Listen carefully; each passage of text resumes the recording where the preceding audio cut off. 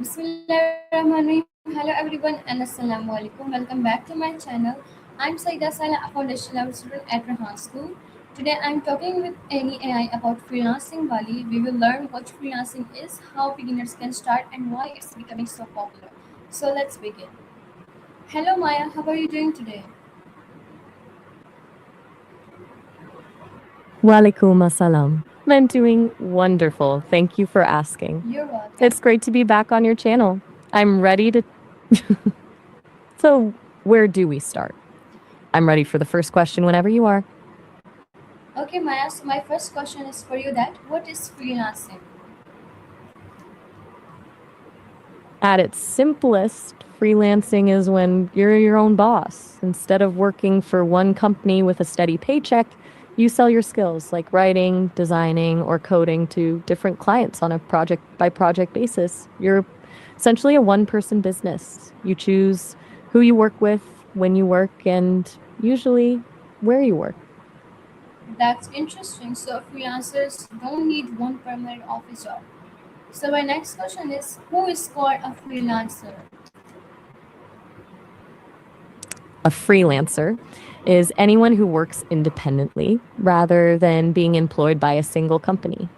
If you have a skill that someone is willing to pay for, whether you're a graphic designer, a translator, or a virtual assistant, and you offer that service to multiple clients on your own terms, you're a freelancer. Wow, that gives people more freedom. So my next question is, why do people choose freelancing? Freedom is the big one, for sure. People love the idea of designing their own day. No commute, no strict 9 to 5, and the ability to work from a cafe or their own couch.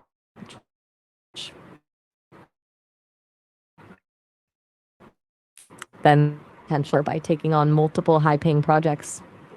Plus, it lets you work on a variety of different things so you don't get bored doing the same tasks for the same company for years.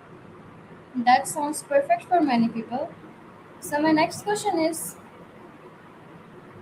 can students become And listen, freelancers? absolutely. In fact, students are often some of the best freelancers because they're usually quick learners and have a lot of digital fluency. Plus, it's a great way to build a professional portfolio while still in school, so by the time they graduate, they already have a track record of real world experience. That's great. Students can earn while learning. So my next question is freelancing difficult? It definitely has its challenges. The hardest part isn't usually the actual work, but the business side of it. You're not just the talent, you're also the salesperson, the accountant, and the project manager all at once. Plus, since the income can be unpredictable, you have to be really disciplined with your time and your money to make it sustainable. So patience is very important. So my next question is, which skills are useful? Oh, the list is practically endless these days. Basically, if you can do it on a computer, there's probably a market for it. The big ones are usually creative skills like graphic design, video editing, and writing. Then you have technical skills like web development, app coding, and data analysis. And don't forget the organizational side. Things like virtual assistants, project management, and social media marketing are huge right now. Really just comes down to what you're naturally good at or what you're willing to learn. There are so many skills to choose from. So my next question is, what is graphic design?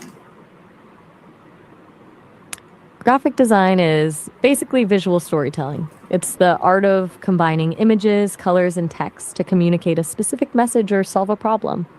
Think about the logos you see on your favorite products, the layout of a magazine, or even the app icons on your phone. That's all graphic design.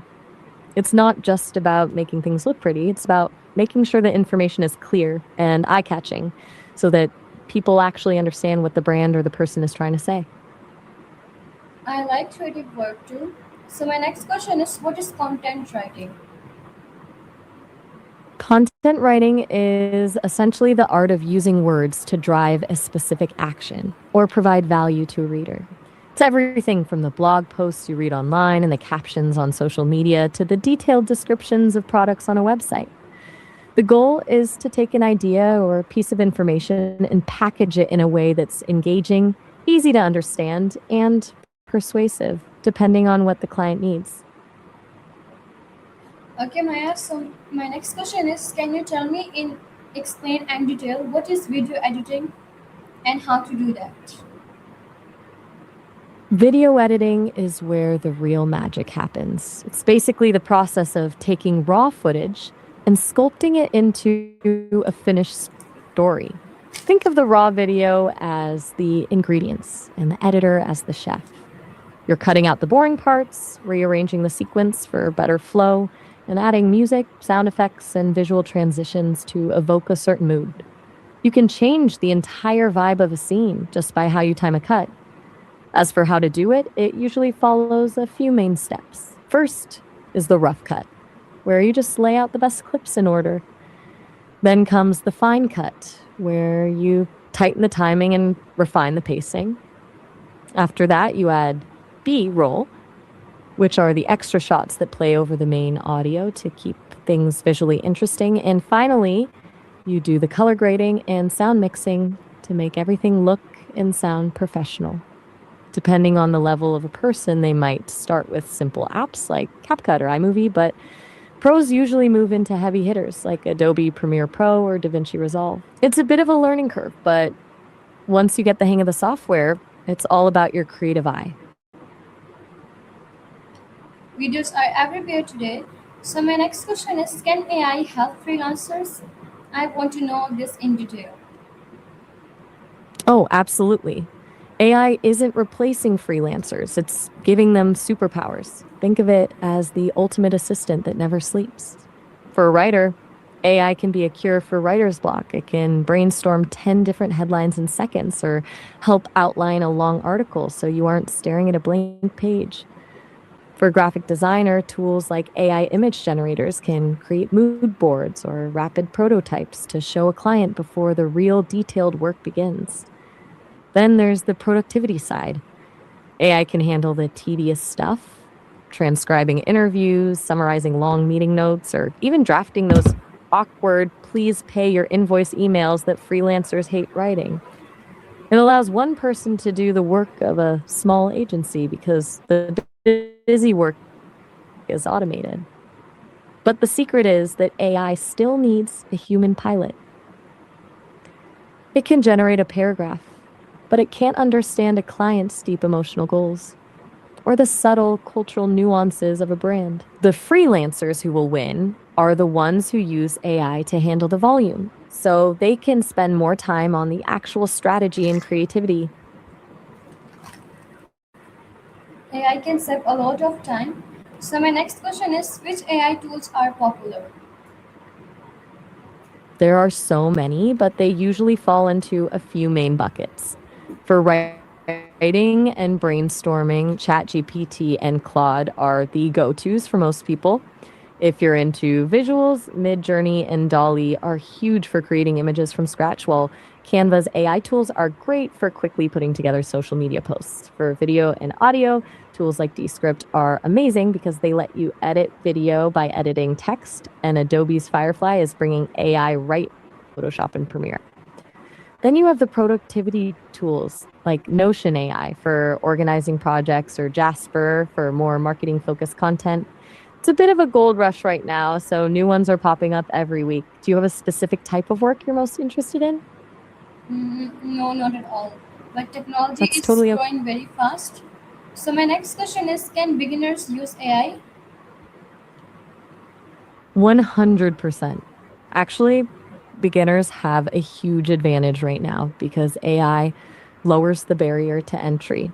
You don't have to spend years mastering every single tiny technical detail before you can start creating something of value.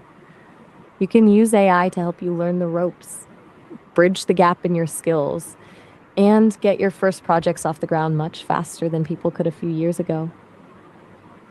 That's good news for new learners. So my next question is: how long does it take to learn? That's the $1 million question. But the honest answer is that it varies. If you're talking about getting a basic handle on a tool or a skill, Yeah. like learning to use Canva or writing basic Yes. blog posts, you can be functional in a few weeks. But becoming a true expert, that's a lifelong journey of practice and failing a few times along the way. The real secret is that you don't actually need to finish learning before you start.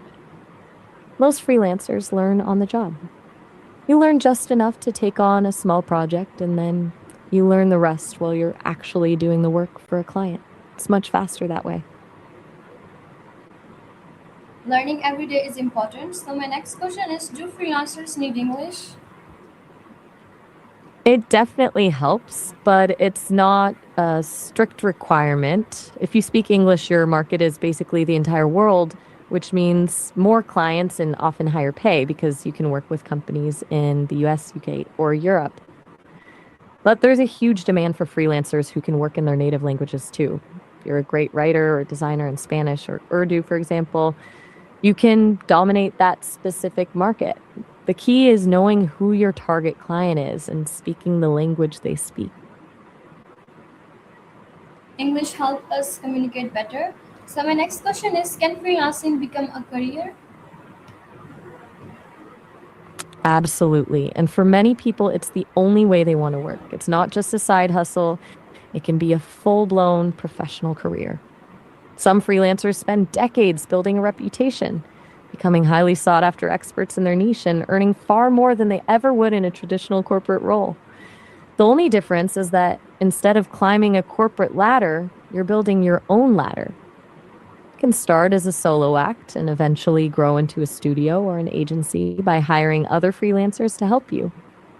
It just requires a different kind of ambition, one that's focused on self reliance and constant adaptation.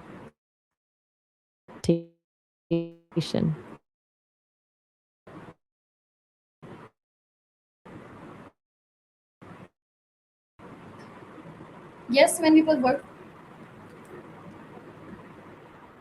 Exactly. It's a whole lifestyle once you get into it. Do you think more people will move toward this kind of work in the future? Yeah, I think so. It feels inevitable, honestly. With everything moving online and the way people value flexibility now, their old 9 to 5 is starting to feel a bit like a relic. I can see a world where the office is just a choice, not a requirement. Since we've covered the what and the why, do you want to dive into the actual how? Like where to find those first clients? Yes, I want to dive in. Can you tell me and explain? I've got you. Finding those first clients is usually the scariest part, but it's all about visibility. Most people start in one of three ways. First, there are the big platforms like Upwork or Fiverr.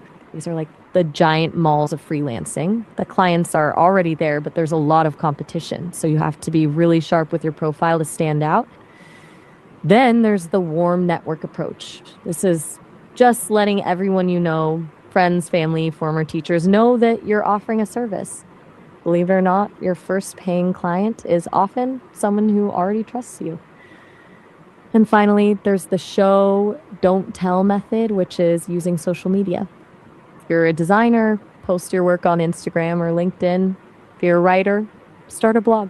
When people see you actually doing the work, they start coming to you instead of you hunting for them. Does one of those sound more your style than the others? Yeah. It's a bit of a trial and error process, but once you find the rhythm that works for you, it gets way easier. Since you're doing this for your channel, do you want to talk about, how to build a portfolio Yes, I or want to talk. maybe how to handle? All right, let's talk portfolios. Since you're just starting out, the biggest hurdle is usually the chicken and egg problem. You need a portfolio to get clients, but you need clients to get a portfolio. The secret is to create concept projects. Basically, you pick a brand you love or a fake company and do the work for them just to show what you're capable of. It proves you have the skill, even if you haven't been paid for it yet. Do you want to know how to organize those projects so they actually impress a client? Or Should we move on to the scary part? No, How I to want to know actually about price. that. The key is to treat your portfolio like a gallery, not a storage unit. You don't want to show every single thing you've ever made. You only want to show your absolute best work. A client usually decides in a few seconds if they like your style, so quality beats quantity every time. I recommend organizing it by case studies instead of just showing a final image or a link to an article. Explain the problem the client had, how you solved it, and what the result was. It shows that you're a strategic thinker, not just someone who can use a tool. Do you think that approach makes sense, or do you want to talk about where to actually host your portfolio so people can find it? No, I think it really makes sense. So let's move on our questions. My next question is, what qualities make a good freelancer? A great freelancer is usually a mix of a skilled pro and a disciplined entrepreneur. The first thing is reliability, since you don't have a boss watching over your shoulder. Being the person who actually hits the deadline every single time makes you an instant favorite with clients. Then there's communication. Being able to explain your process, ask the right questions, and keep the client in the loop prevents those nightmare projects where you finish the work and the client says, "This isn't what I wanted at all." And lastly, a growth mindset. With technology and trends change so fast, like we talked about with AI, the best freelancers are the ones who never stop being students. They're always tweaking their style and learning new tools to stay relevant. Do you think those are things a student can start practicing now, or Yeah, I think so. does it only happen once you're in the thick No, of I it? think so. So, okay, my discipline and honesty really matter. So, my next question is for you that how do freelancers find clients? We touched on this a bit earlier, but let's dive deeper into the actual strategies. Beyond those big platforms like Upwork and Fiverr, the real secret is active outreach. This is when you find a company or a person you'd actually love to work with and send them a personalized pitch. Instead of saying, "I can do this," you show them something you noticed about their current work and explain exactly how you could make it better. It's much more personal and usually gets a better response than a generic application. Then there's referrals, which is the gold standard. When you do a great job for one person, they tell their friends, and suddenly you have a line of clients without even having to search. Do you want to know how to write one of those pitches, or maybe how to handle a client who's trying to negotiate your price down?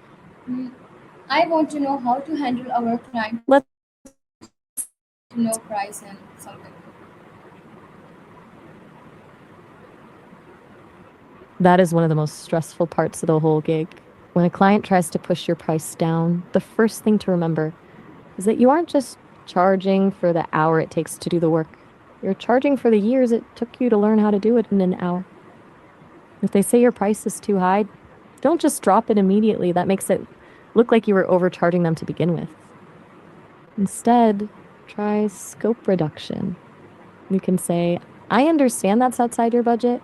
To get closer to that number, we can remove X or Y from the project." This shows that your time has a fixed value, but you're flexible on the amount of work you provide. It a smaller version that fits their budget. Does that feel like a conversation you'd be comfortable having, or does the idea of negotiating still feel a bit Yeah, I think intimidating? so. So, let's move on to a question. My next question is, why is communication important?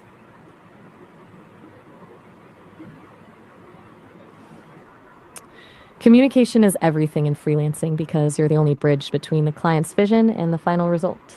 Since there's no manager in the middle to translate things, any tiny misunderstanding can snowball into a huge problem. Good communication builds trust. When a client knows exactly where the project stands, they stop worrying and start trusting you with more work. It's also your best defense against scope creep. That's when a project slowly grows and grows until you're doing twice the work for the same price. Being able to say, "I'd love to add that feature, but it falls outside our original agreement, so here is the extra cost," saves you from burnout. Do you think being direct with a client is harder than doing the actual work, or does that seem easy to you? Yeah, I think so. Okay, good communication creates happy clients. So my next question is what if a client rejects your work? That's the part that keeps every freelancer up at night, but it's actually a normal part of the process. First, it's important not to take it personally. A rejection of the work isn't a rejection of you as a person, it's just a sign that there's a gap between what the client imagined and what was delivered. The best way to handle it is to ask for specific, actionable feedback. Instead of asking, why don't you like it? Ask, which specific parts aren't hitting the mark? And what would make them feel right to you? Understood. I'll stay quiet and wait for you to say start before I repeat my last Okay, answer. we should learn from mistakes and improve it. So my next question is how can freelancers improve? Improving as a freelancer is all about the feedback loop.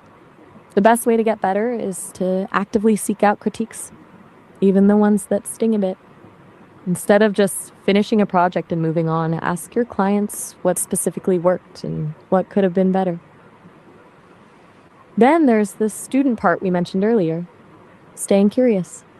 That means taking a course in a new tool, studying the work of freelancers you admire, and figuring out why their work is successful, and constantly experimenting with your own process. The moment you think you've arrived is usually when you stop growing. Do you think that constant learning sounds exciting, or does it feel a bit Yes, it sounds overwhelming? exciting and practice makes us better every day. So my next question is should freelancers build a portfolio? Absolutely. A portfolio is a freelancer's most powerful tool. It's it's essentially your visual resume. Without one, you're just telling a client you can do the work. With one, you're proving it. It transforms the conversation from I think I can do this to here is exactly what I've done before. For a beginner, it's the fastest way to build trust and justify your prices. Do you want to talk about what specifically should go into a winning portfolio or Yes, I how to want to know present it about so it that. looks to make a portfolio that actually wins jobs? You want to focus on the why and the how, not just the what. Instead of just posting a bunch of images or links, treat each project as a small story. Start with the problem the client had, then show the steps you took to solve it, and end with the final result.